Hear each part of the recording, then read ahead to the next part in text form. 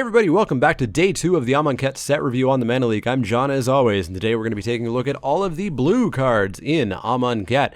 This of course is going to be a limited set review. These grades will not be applicable to standard, commander, tiny leaders, the constructed format of your choice. This is purely limited. As well, these are my first glance impressions of the format. It will change over time, but it's how I'm going to approach the pre-release. It's how I'm going to approach the first couple weeks of draft. As well, these are just my opinions. Do not take these as the gospel truth. I like set reviews to foster discussion. Discussion with me, discussion amongst yourselves in the comments.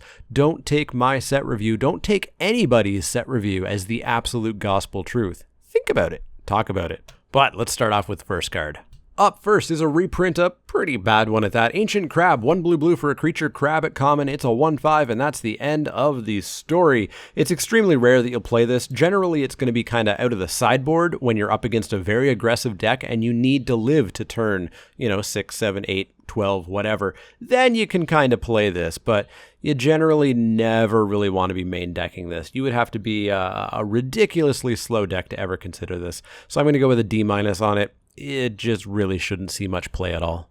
Angler Drake is up next. Angler Drake is 4 blue for a creature drake at uncommon. It's a 4/4 flyer. When Angler Drake enters the battlefield, you may return target creature to its owner's hand.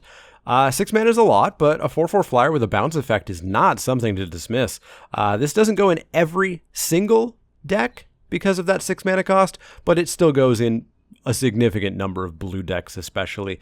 I think it's going to be a relatively high pick, probably never really a first pick, but, a Mistraven taped to another Mistraven, as far as the power and toughness go, is fine by me. I'll probably play this every time I see it, and I'm going to go with a B- on it. Just kind of missing that B or B+ rating due to the casting cost. As Foretold is a big one that people are very excited about. As Foretold is 2 blue for an enchantment at Mythic. At the beginning of your upkeep, put a time counter on As Foretold. Once each turn, very important words, you may pay 0 rather than pay the mana cost for a spell you cast with converted mana cost X or less. Also very important words, where X is the number of time counters on As Foretold. So you play this and it does nothing. And then the next turn, you can play a 1-drop for free.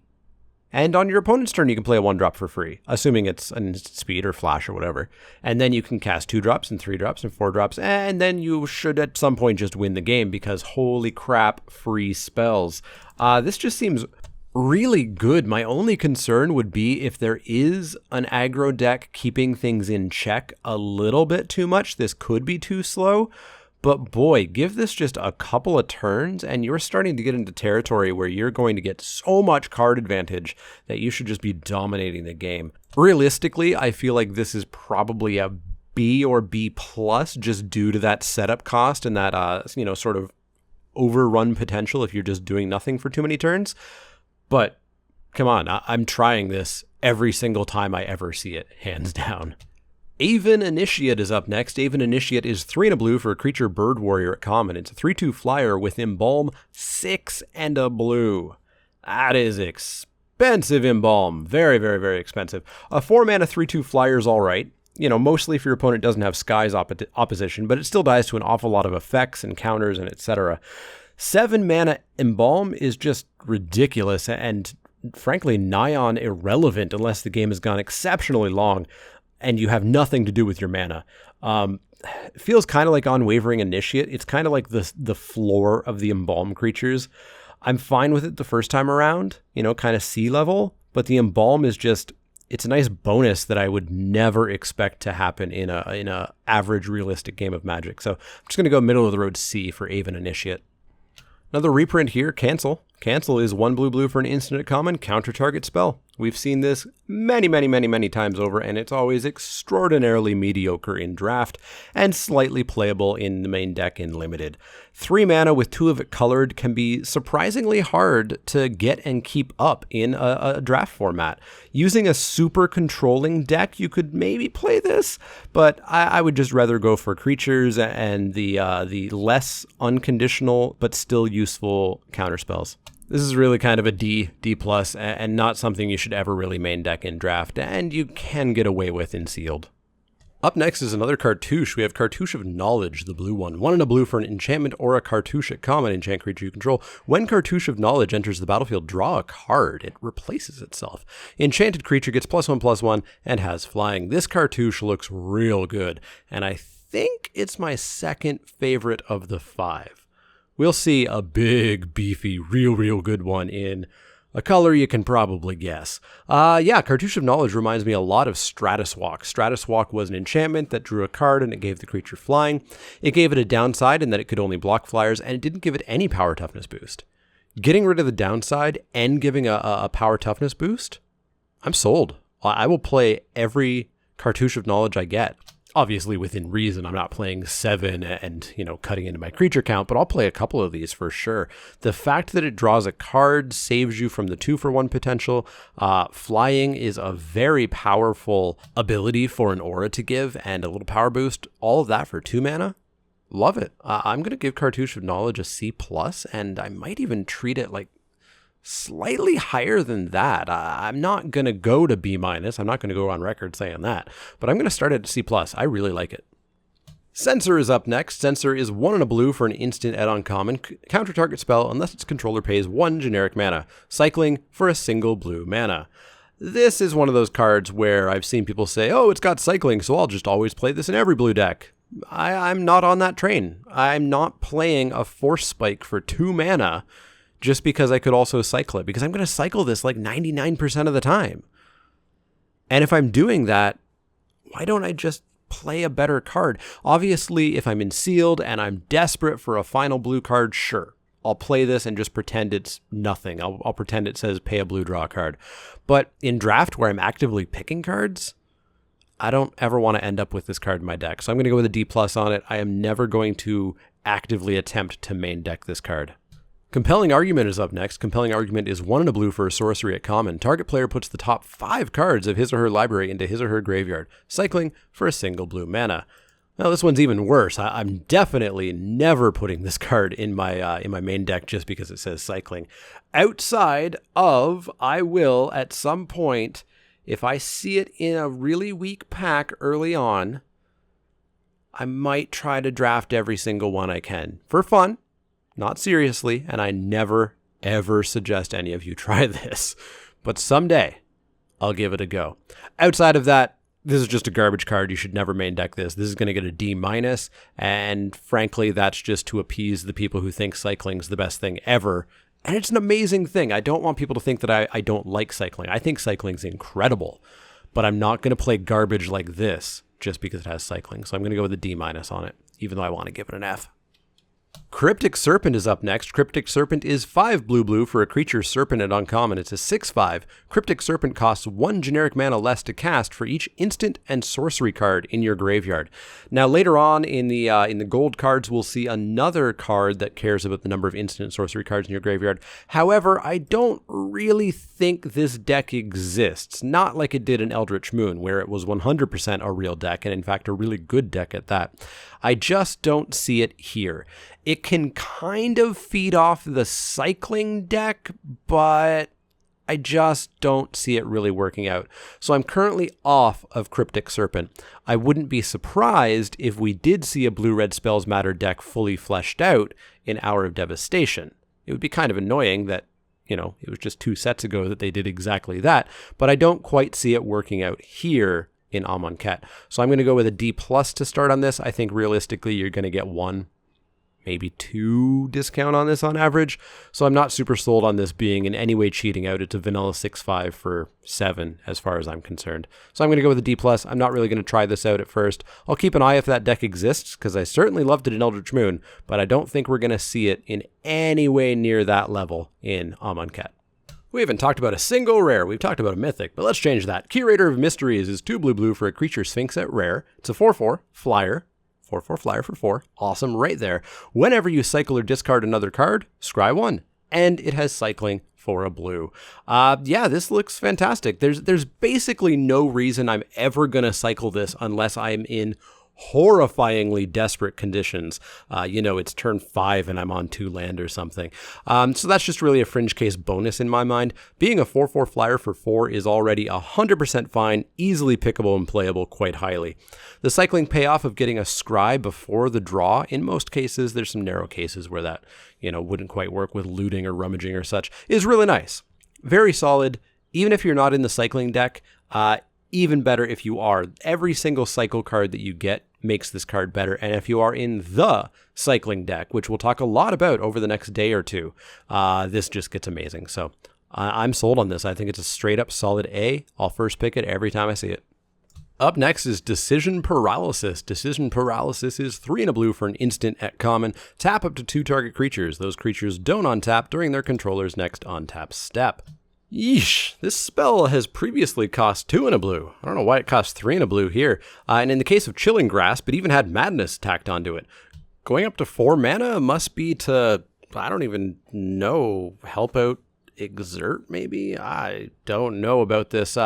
This effect was fine, but not amazing at 3 mana. At 4 mana, this is just really mediocre. So I'm going to go with a C-. I'm going to cut this pretty reliably. Drakehaven is next. Drakehaven is 2 and a blue for an enchantment at rare. Whenever you cycle or discard a card, you may pay 1 generic mana. If you do, create a 2/2 blue Drake creature token with flying. This is a fine cycling payoff, but the fact that you have to pay 1 for it does hurt it a little bit, because suddenly your cycling, which is great because it's usually cheap, is now sometimes twice the cost. If it goes from 1 to 2 mana, 2 to 3, it absolutely hurts it. However, it's still a totally fine payoff if you're in the cycling deck. The cycling deck is interesting, and we're going to talk about it a bunch today, and we're going to talk about it a bunch tomorrow, and it's going to come up a few other times. I don't know how to rate it, and I don't know what the ideal build looks like just yet. I'm leaning towards it being a blue-black, pretty heavy controlling deck, which in this case would make Drakehaven kind of fine. You have to take a turn off to play it, which means your counters are going to go down, your removal's going to go down, you're going to make yourself a little bit vulnerable. But then maybe you can start clawing your way back with a bunch of 2/2 Drakes being tacked on. I think, however, there are a number of other better payoffs. We'll see a couple of them at uncommon even in black tomorrow, but I think there are better ones than this. So I'm going to stick this at a C+. Obviously, it's a build around. If you do not have a critical mass of cycling cards, do not touch this card. It'll be an F for you. But if you are the cycling deck, I'm going to go with C+. I think there's just better payoffs. But obviously, if you don't get them, this is a fine enough follow-up for it. So C+ on Drakehaven. Another reprint. Blue got a lot of reprints this time around. Essence Scatter. Essence Scatter is 1 and a blue for an instant at common. Counter target creature spell. This is surprisingly good in limited because, of course, the majority of spells in most people's decks are creature spells. And so this always has targets and, in fact, has fantastic targets a lot of the time. Forget everything you know about cancel and negate and other counter spells that you really don't play in limited. This one, you basically always play. And it really signals to me that there could be a blue-black controlling deck, and I want it. It's been so long since we've had a real good one. I'm excited by this being in the set. It's no more than a solid C+. You'll still pick it like mid-pack, late mid-pack at that. You'll always play it. It's not bomby, but it's a C+. Love it. Forget everything you know about counter spells if you've never played with Essence Scatter before. Here come the Floodwaters. Floodwaters is 4 blue for a sorcery at common. Return up to 2 target creatures to their owner's hand, cycling for 2 generic mana. This is a card that I want to like. It reminds me of Sea God's Revenge from Theros, one of the last times where I felt like there was a solid blue-black tempo control deck in limited. Unfortunately, at 4 blue without a scry attached to it, I'm not sure if this is strong enough. The cycling is really nice.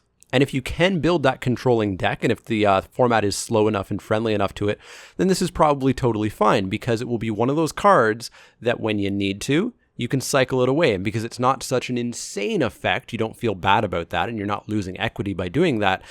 And if you do make it to the later game, it's a good enough effect for the late game. It's not amazing, it's not backbreaking, but it's still pretty darn good. So I think this is fine. I think this is kind of like a C+, but you definitely need to be building your deck around this. If you're a blue-red tempo deck, you're probably not playing this because your plan is not to get to 6 mana, every single game. You want to be flying in with your Enigma Drakes and stuff. But yeah, if you're ever so slightly controlling, this is fine. So C+. Next up is Gale Strike. Gale Strike is 2 and a blue for an instant at uncommon. Return target tapped creature to its owner's hand. Draw a card. So this, of course, reminds me a lot of Select for Inspection in Kaladesh. Select for Inspection was basically this, but it was a single blue mana, and you got to scry instead of drawing a card. Tripling the cost just to draw a card? Not really sold on this. I'm going to keep it at the cuttable range at C-. I'm not going to go out of my way to play this. And Select for Inspection definitely had an ebb and a flow. I initially underrated it, and then I started playing it more, and then it really kind of went back down. Not quite as low as I had it originally, but still not great. Tripling the cost, it hurts it a lot for me. This is really far from unsummon, so I'm going to start it at C-. I expect to play it a little bit more than I think, but I don't think it's going to be amazing.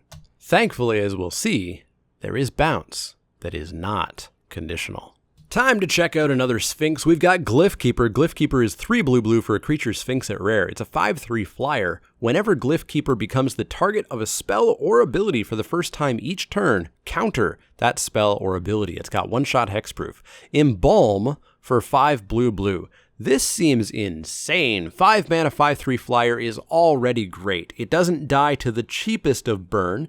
It might take a couple burn spells or a more expensive burn spell to kill it, but the first one just gets countered. This seems great, and even if they double up on abilities or counters to kill this, you just get to embalm it again a turn or two later.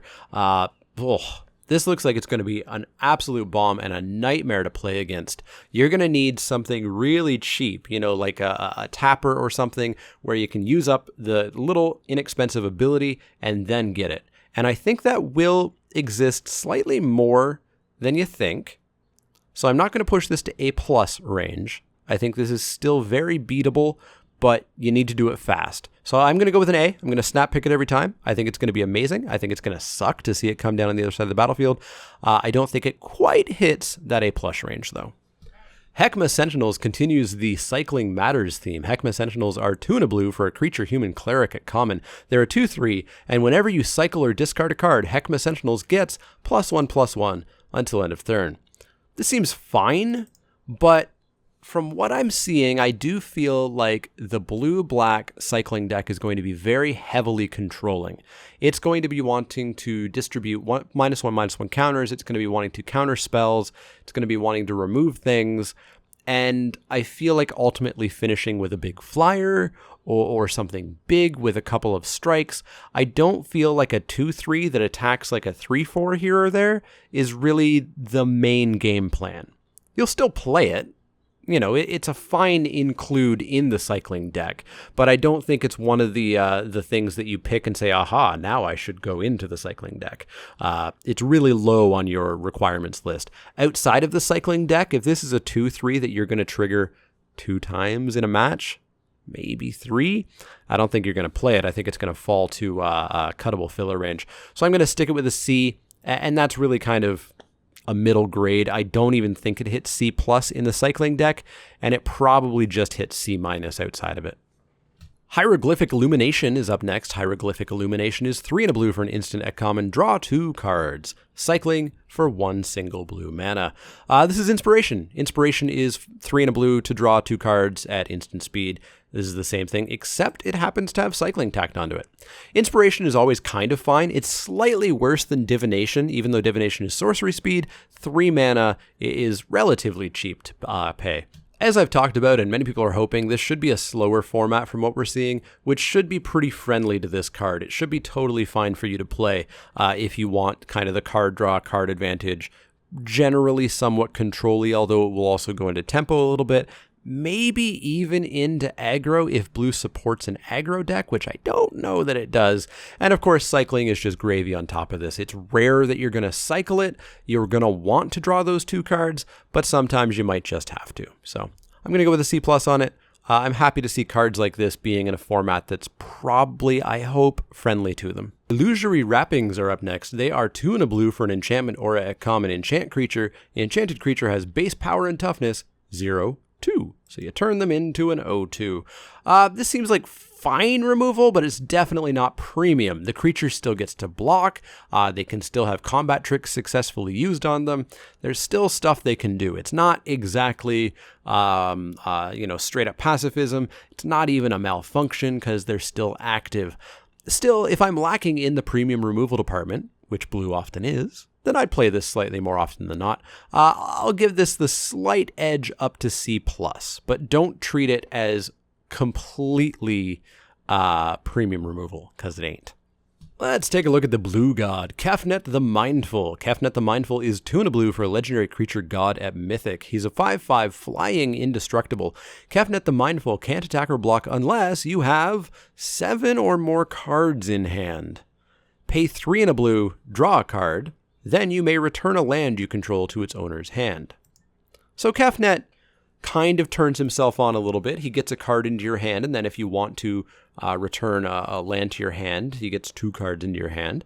So you're getting kind of there, but boy, having 7 or more cards in hand is just not my plan in Limited ever. It's my dream. I would love that to be the case in many of my matches of Limited, but it's just not the way Limited works. Even in the most of controlling decks, you don't really have 7 lands in hand. So I do not know how often Kefnet is going to get turned on, and that worries me. Until I get to play with him, I'm going to assume that he's turned on the least of all of the gods that we have, even the red one that we'll talk about in a couple of days. Still, it's a 3 mana enchantment that you can dump mana in to draw you cards, which is great. I was a big fan of Azure Mage, which was a 2/1 that you paid 3 and a blue to draw a card. Being a 2/1 creature, it was really, really, really vulnerable to dying in several horrible ways. Kefnet, being indestructible, is not going to die in many, many ways. It's going to die in very few, very explicitly specific ways. So I'm pretty okay with this just being a 3 mana sink to draw me a bunch of cards. That's exactly what blue would love. If I can get it turned on, it'll be really good. But I'm honestly not outright expecting that to reliably happen. I'll have to see how it goes. I'll have to get some playtime in with it. I'll have to watch some people play it. But I'm going to start this at just a B. But I'll certainly be keeping my eye on it. Labyrinth Guardian is up next. Labyrinth Guardian is 1 and a blue for a creature illusion warrior at uncommon. It's a 2/3. When Labyrinth Guardian becomes the target of a spell, sacrifice it. Now, almost always illusions are target of spell or ability. This one is not. So it is better than we're used to illusions being. You can also embalm it. I'm not sure how you embalm an illusion, but okay.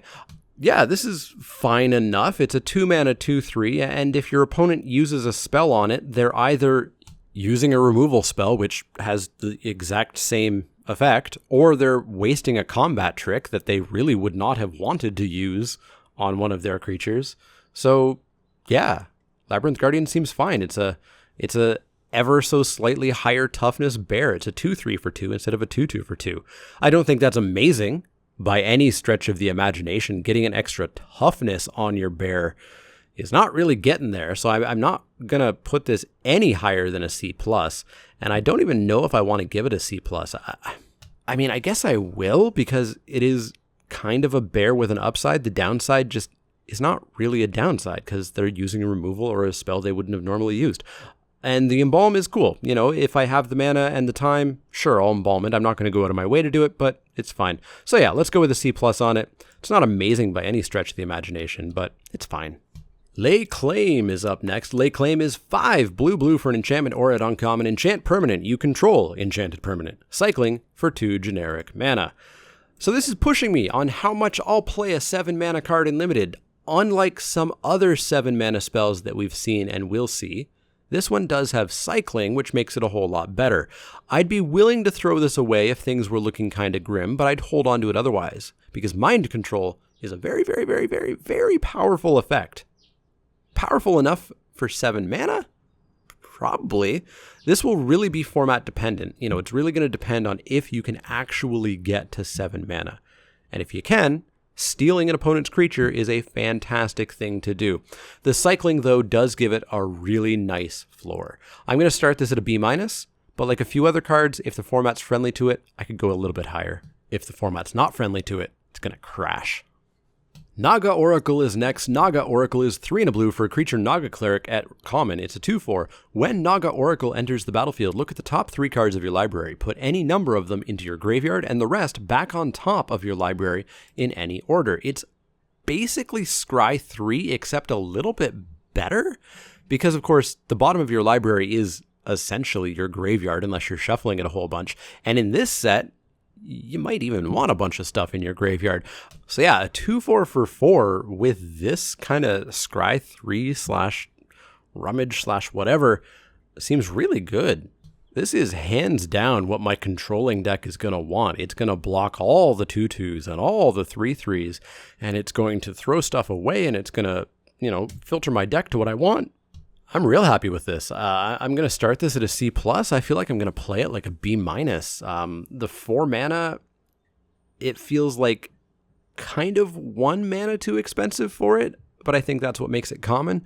But 3 mana would just make this really good. So yeah, I'm going to go C+ on this. I really like the look of this card quite a bit. Next up is New Perspectives. New Perspectives is 5 and a blue for an enchantment at rare. When New Perspective enters the battlefield, draw 3 cards. As long as you have 7 or more cards in hand, you may pay 0 rather than pay casting costs. No, that would be a busted card. You may pay 0 rather than pay cycling costs. Sorry about that. This is fine. Now, like Kefnet, I just don't see a world where I have 7 cards in hand reliably. This at least will help you get there by instantly drawing 3, but you are paying 6 for it. It's quite a bit of mana. At sorcery speed, nonetheless, I don't know. There's a lot of cycling payoff cards in this set, in blue and black especially, and I'm not super sold on this one. Getting my cycling costs, many of which are 1 mana, maybe 2, for 0 on turn 6 or later, just isn't really what I'm looking for, especially because I'm going to somehow have to keep my hand fully stuffed with cards. I don't see this being a great payoff. We'll talk about a lot of good payoffs. This one, though, I'm kind of out on. I'm going to go with I don't know. I guess I can go with C- because you get 3 cards for 6 mana, which is not great at sorcery speed especially, but it's fine if you want to play it. I'm going to cut it pretty regularly. Open into Wonder is X blue for a sorcery at uncommon. X target creatures can't be blocked this turn. Until end of turn, those creatures gain. Whenever this creature deals combat damage to a player, draw a card. They become Ophidians. To be honest, I really can't quite tell how good this card is. It can be a finisher, but it's a finisher that's way more like red or black or green or white or any color that plays a ton of creatures that explicitly isn't blue. The effect, of course, is extremely blue, but if you're using it as a finisher, why does it matter that you're drawing cards? I'm really not seeing an aggressive kind of attack blue deck in this format, but maybe this would work in like blue-green or blue-red tempo deck or something. Even if you don't finish them off, you do draw some cards, which is nice. Boy, I really don't know about this one. I'm going to start it at I really don't know. I'm going to start it at a B-. I think the effect is very powerful. It's on the level of like Magmatic Chasm of, oops, your guys can't block. I'm going to attack you for a whole bunch and also happen to draw some cards. I'll try it out in the tempo decks. The controlling decks, I'm just not sure because the plan is for there to just not be many blockers and then win with a flyer or something, so you don't need it to be unblocked. I don't know. Let's start at a B-. I'm going to have to give it a go, but this one I'm really unsure about. Pull from Tomorrow is also X blue for an instant at rare. Draw X cards, then discard a card. Generally, you're not going to play this for 3, but at higher mana cost, this becomes quite nice, especially because of that instant speed. You can pass the turn holding up your counter spells and removal and bounce spells and etc. And then when you don't use them, oops, dump a whole bunch of mana into this, draw a whole bunch of cards, and yeah, discard a card. But hey, if you're in blue-black or something like that, you throw away an embalmed creature or something to recur, and it's not even a downside. I don't think this is first pickable, but I think it's still relatively high. Every single blue deck is going to play it and be pretty happy with it. I'm excited to give it a try, assuming this is a slower set, of course. You'll hear that a whole bunch. It's gotta be, though, right? It just has to be. We'll see when we get to red and green. Yeah, I'm going to go with a B- on this. I like the looks of it quite a bit. Very excited to try it. River Serpent comes up next. River Serpent is 5 and a blue for a creature Serpent at common. It's a 5/5. River Serpent can't attack unless there are 5 or more cards in your graveyard. Cycle it for a single blue mana. This seems alright, kind of on like filler level, I'd say. 6 mana for a 5/5 is a little bit much, though odds are by turn 7, when this can finally attack, you're going to have 5 cards in your graveyard. It can also block fine enough before then, and if you're missing land drops, it's super cheap cycling. It's still not amazing, and I'd cut it ahead of a number of other things, but I think it's middle of the road C. I think you can play this if you really need to. I don't think the turn on trigger is that hard to do, and the cycling does give it a nice kind of little floor on it. So middle of the road C. Sacred Excavation is next. Sacred Excavation is 3 and a blue for a sorcery at uncommon. Return up to 2 target cards with cycling from your graveyard to your hand. If you're going to go real deep on the cycling deck, this helps enable it. But boy, I would require a ridiculous number of cycling cards before I play this. As it stands outside of the kind of nuts every card has cycling on it deck, I think this is going to be in the D range. I don't play the cards that get back creatures, so I'm not really massively excited by getting back a couple of cycling creatures. Not massively excited by getting back a couple of cycling spells, and knowing that unless I have gone super deep on cycling, I may just not even have 2 targets, makes this spell totally not playable to me. I'm going to go with a D. I'll keep an eye on it, but it's just not for me. Scribe of the Mindful is up next. 2 and a blue for a creature human cleric at common. It's a 2/2. Pay 1, tap it, sacrifice Scribe of the Mindful, return target instant or sorcery card from your graveyard to your hand.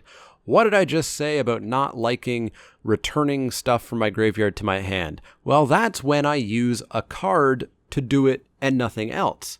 If it's on a creature, cool. Sign me up. Sign me up. I will play a 2/2 for 3 that I can then use a removal spell on something, and later in the game pay 1, throw her away when she's no longer any good, and get that removal spell back.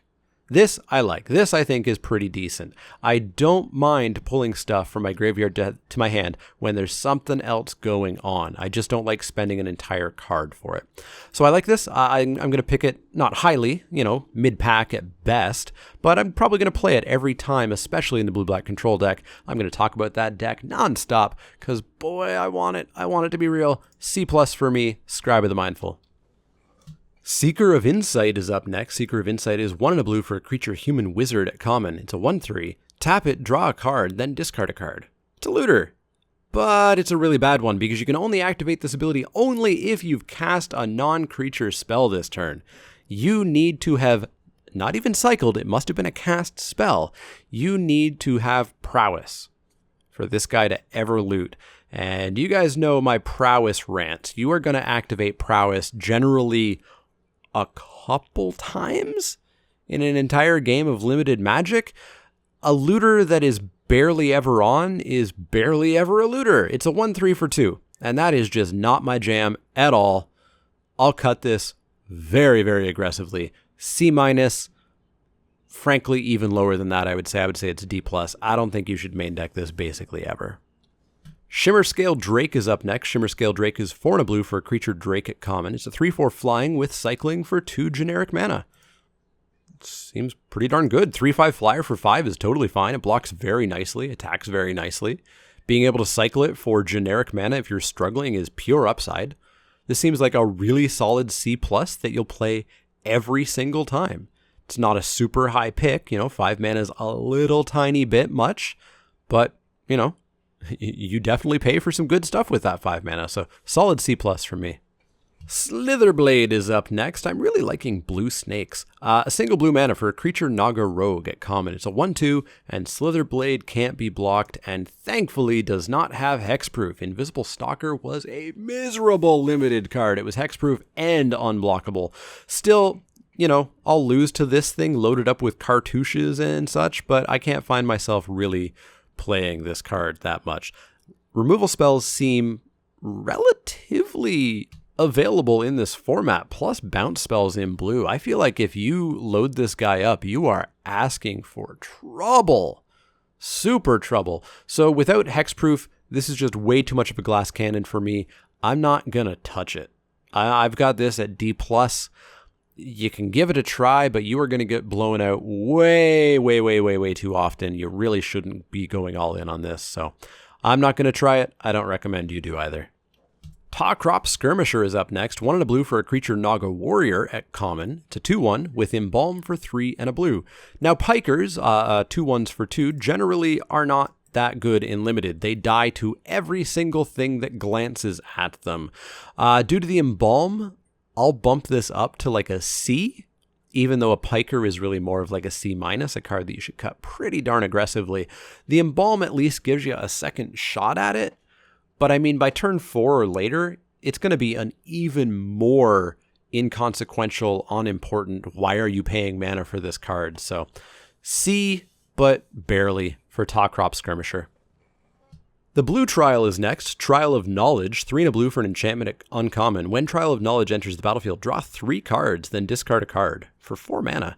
When a cartouche enters the battlefield under your control, return Trial of Knowledge to its owner's hand, just like all of the other trials. This seems good. Seems really good. This is Sift, basically. Sift was a 3 and a blue sorcery spell that did everything this did minus the cartouches. And, it was really, really good in Stronghold. That was an extremely different era of Magic, but this is still probably totally fine without any cartouches in your deck. And with a cartouche, this gets real good. Couple of cartouches, this seems extremely good.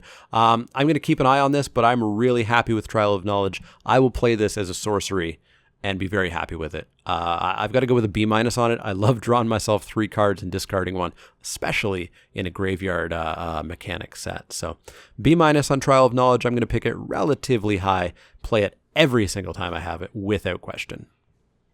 Time for the Viziers. Vizier of Many Faces is 2 blue for a creature shapeshifter cleric at rare. She's a 0/0, so probably she's not going to be a 0/0 for long. You may have Vizier of Many Faces enter the battlefield as a copy of any creature on the battlefield, except if Vizier of Many Faces was embalmed, the token has no mana cost, it's white, and it's a zombie in addition to its other types. Unsurprisingly, it has Embalm for 3 blue. Clones are always fine, but they're never as good as you hope. You always pick a clone and say, haha, I'm going to copy my opponent's amazing super flying 10/10 mythic. But that's really rarely ever going to happen because it's rare that mythic's even going to be in the pool. Yeah, you might copy your opponent's best creature, but in many games of Magic, that's going to be, a 4/4 on the ground. Maybe it has an effect, which is still fine. That's totally fine.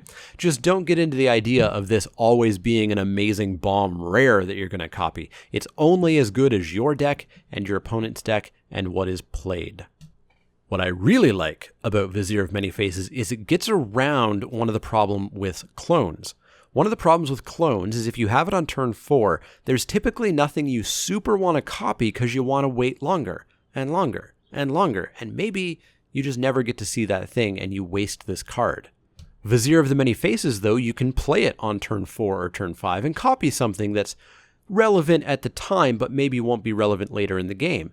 You can then have it die through combat, or maybe it gets removed or something, and then later embalm it on something that's relevant later in the game. That's amazing versatility. I really like Vizier of Many Faces, and I think it's going to be pretty decent. I'm going to temper my expectations. I'm not going to plan on copying the bombiest bomb that ever bombed every single time with it, and I'm just going to use it. And I'm going to use it twice, I hope, quite frequently. I've got Vizier of Many Faces at B+. I think it's really good, and I'm going to first pick it, probably every time. The uncommon Vizier, Vizier of Tumbling Sands, is 2 and a blue for a creature human cleric at uncommon. It's a 1/3. You can tap it to untap another target permanent. That includes lands. You can cycle it for 1 and a blue, and when you cycle Vizier of Tumbling Sands, untap target permanent. So you get the ability at least one time, even if you do cycle it. Very strangely, I heard Limited Resources talking about this card, and they said, well, obviously you're just going to cycle this like 99% of the time. Sometimes you might play the creature. I'm totally the opposite. I think you play this creature way more than you cycle it. This is ramp in blue, which is frankly kind of ridiculous. Blue doesn't usually get ramp. This is ramp in blue. It gives your creatures pseudo-vigilance. It helps your exert creatures. I think you're playing this creature frequently. I think you're cycling this creature relatively rarely, but it is a nice little bonus to it. If you need to cycle it, if it makes sense to cycle it rather than, pay 3 mana for it to get that effect, I guess. But, Yeah, I do not agree with limited resources saying that the default is to cycle this card. I think it's a solid creature for 3 mana, and I've got it at B-. I'm really excited to play it, and I'm going to play it, and I'm not going to cycle it that much. Winds of Rebuke is 1 and a blue for an instant at common. Return target non-land permanent to its owner's hand. Each player puts the top 2 cards of his or her library into his or her graveyard. It's bounce. It's unconditional instant speed bounce for 2 mana. Yes. Yes, yes! It's not quite on summon, but 2 mana instant speed bounce is something that I love.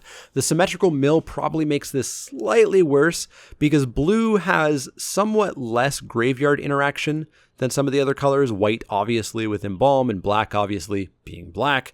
And so you're likely to face somebody who does have graveyard interaction and it kind of helps them out a little bit. But still, I'm all in on this. I'll pick it very readily, kind of high mid-pack. I love cheap bounce. Boy, I hope this is a bouncy format where it really pays off. So C+ for Winds of Rebuke. Zenith Seeker is our final non-split card. Zenith Seeker is 3 and a blue for a creature bird wizard at uncommon. It's a 2/2 flyer. Whenever you cycle or discard a card, target creature gains flying until end of turn. I'm not sure about this cycle payoff either, but I think it's probably ultimately fine. Even in the blue-black controlling deck, where you're probably going to win with like 1 big flyer, turning something else into a flyer as well and getting in for even a little bit more extra damage is probably going to be totally fine. 4 mana for the 2/2 flyer hurts a little bit, so I don't think you play this outside of the, dedicated cycling deck. Outside of the cycling deck, you can maybe do this as like a C-. You can play it if you really need a 23rd card or something. But in the cycling deck, I think it's fine. I don't think it's an amazing payoff. I don't think it's anywhere near a couple of the black ones that we'll see tomorrow. I don't think it's anywhere near the Drake Haven, which I think is totally fine, despite the fact that you have to pay 1 for it. But I think it's fine. I think it's a C+ in that deck. I'm not going to pick this as my plan to get into that deck. I'm going to wait until I'm in it and then pick this up. So C+ for Zenith Seeker. The split card for blue is Commit to Memory. Commit is 3 and a blue for an instant at rare. Put target spell or non-land permanent onto its owner's library, second from the top. Memory is 4 blue for a sorcery with Aftermath, so of course you can only cast it from the graveyard and then you exile it. Each player shuffles his or her hand and graveyard into his or her library, then draws 7 cards. Commit looks amazing. Commit looks absolutely super duper amazing. I was always a huge fan of Griptide, which is 3 and a blue to put it might be a creature actually, not even a non-land permanent, on top of the library. This going a card down is amazing for the exact same cost. I will pick Commit super highly and play it every single time I have it. I love Commit. Plus, it can even pretend that it's Remand and hit a spell. Memory? Couldn't care less about it. Thankfully, it's just a free card that I don't even have to cast. I can just pretend it never existed. If I'm desperate, I could draw 7 cards, but the symmetrical draw 7 is not something I'm super in the market for. This grade is purely based off of Commit, but I'm going to give it a solid B-. I love bounce, but I can't really go any higher than that. It's not removal. You do get to see the card a couple turns later, but I love some bounce. So B- for Commit. Memory can, fade away. I'm not excited about Memory. Thankfully, it's free. So that's going to wrap it up for blue. I'm super excited, as you guys heard, about a potential blue-black controlling deck. Probably cycling matters being involved in that. That being said, cycling and the Cycling Matters deck is going to be the deck that I am totally and utterly unconfident in my ratings about. I have no idea how it's going to play out, and it's going to be something that I'm going to be keeping very careful eyes on in the first few weeks of the format. Let me know what you think of cycling. Let me know what you think of blue. What are your favorite cards, etc. in the comments down below.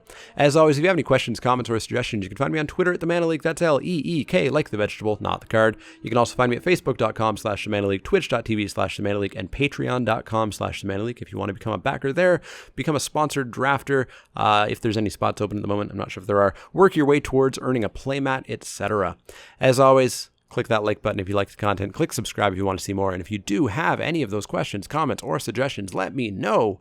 Otherwise, I'll see y'all tomorrow for the Black Set review.